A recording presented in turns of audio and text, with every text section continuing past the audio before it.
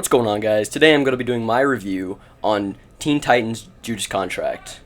Now, careful for spoilers, because there will be spoilers ahead, so I suggest you go see the movie first. It was honestly really good, but basically I'm just going to be breaking down some cool parts that happened and my overall review of it.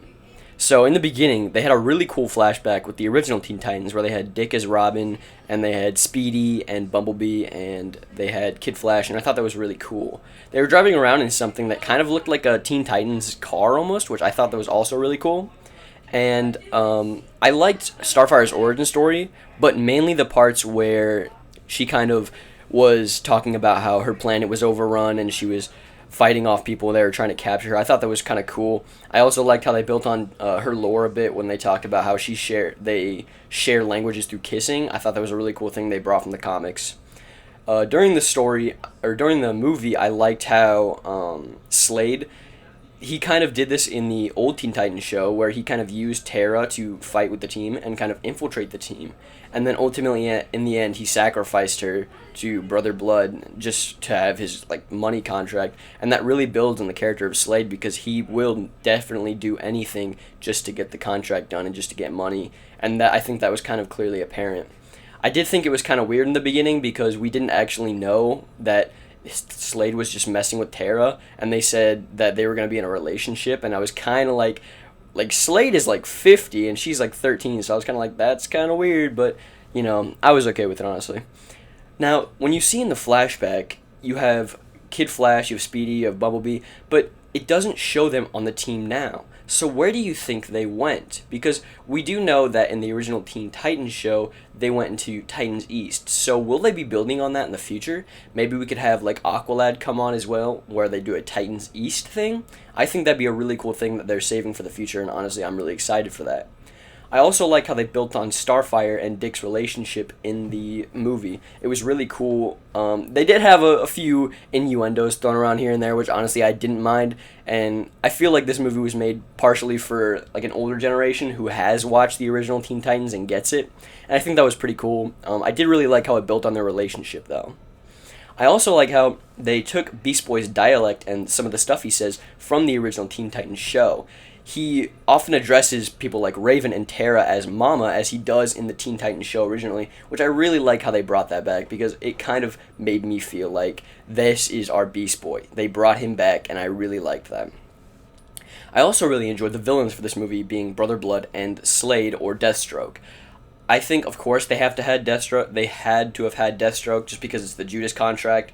And looking back from the comics, he was one of the main villains in that. I really enjoyed how they incorporated Brother Blood, a longtime Teen Titans enemy, and I liked that they kind of took some inspiration from the original Teen Titans show, which that's probably the best part about this movie, that they took a lot of inspiration from the Teen Titans show, and I think that's really what kind of saved it and made it and pushed it to be a better movie. I liked their suit designs. I originally liked Starfire's suit in the flashback, but the edited suit in the future is kind of fine with me. The Blue Beetle suit was pretty basic, as it usually is, but it looked really cool. I liked how they switched Nightwing from blue to red. I kind of missed the blue, but the red looks really cool, and it's kind of like what they did in the New 52, so I don't really have a problem with it. I didn't like Beast Boy's flashback suit, but it was, and the rest of their suits were pretty cool, honestly. Now, during the climax of the movie, I liked how they kind of built upon Terra and Beast Boy's relationship, as they kind of had a similar one within the Teen Titans original show. And as I was saying, where they built upon it with and they took a lot of lore from the Teen Titans show, I think that's truly what helped this movie keep going. And I liked how Beast Boy and Terra kind of had a little relationship going before ultimately she died. In the end, when they're facing Brother Blood and Brother Blood takes all of their powers and they start fighting him, I think that was honestly really cool. It kind of reminded me of the character from Ben 10, Kevin 11, where he has all of Ben 10's powers into one form, and I thought that was a really cool kind of nod, and honestly, it was really cool to see how they all beat him.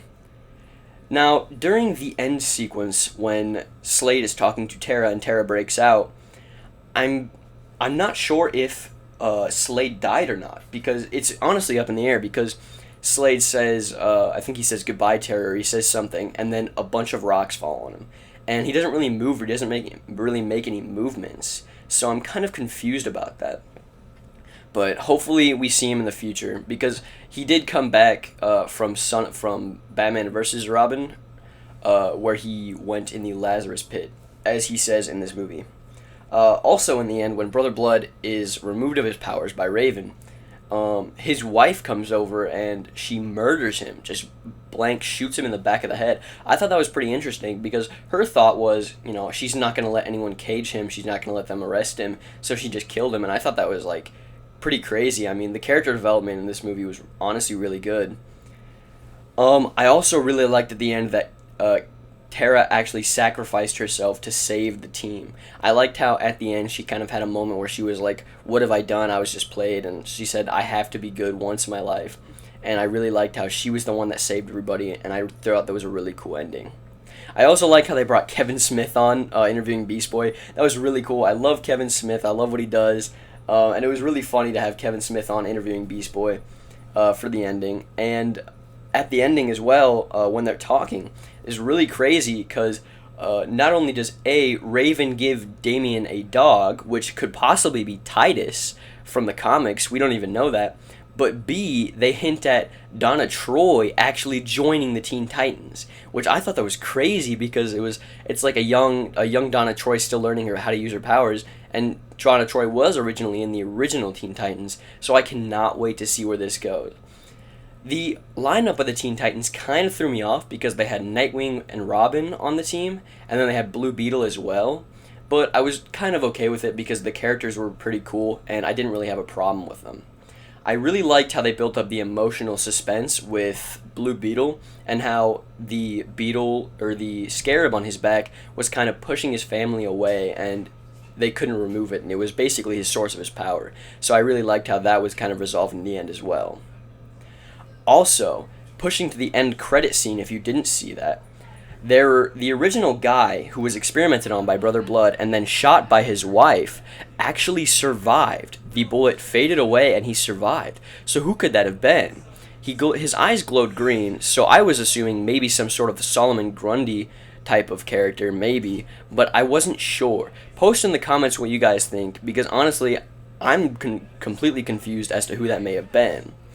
I hope you guys enjoyed this video. I will be doing more of these DC movie reviews, because honestly, this movie was great. I did like Justice League vs. Teen Titans, but I think this one was much better. I've been anticipating this for so long, because they've hinted at it a little bit, but not too much. So like I said, like, comment, subscribe if you want to see more of these, and thank you for watching.